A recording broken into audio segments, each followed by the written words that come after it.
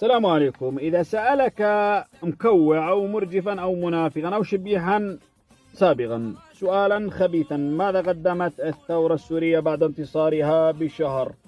تجاوبوا بحزم ولزم، حط ديك بعيونه، أو خليك على وضوء، خليك على طهارة.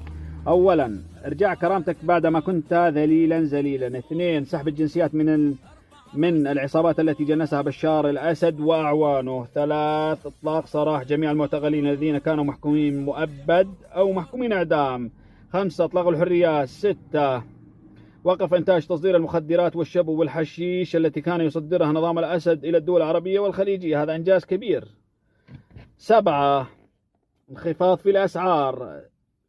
ثمانية، ارتفاع في قيمة الليرة السورية بعدما كانت منهارة، ارتفعت مع رفع قيمتك.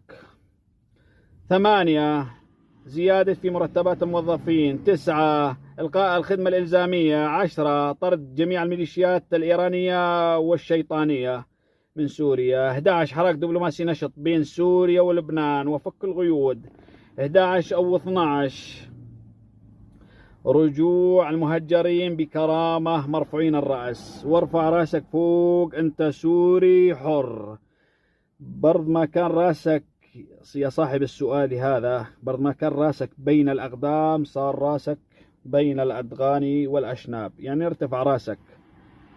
لعنة الله على كل من أيد هذا النظام الهارب. يلعن روحك أنيسة. وشكرا لكل شريف وأيد هذا الشعب.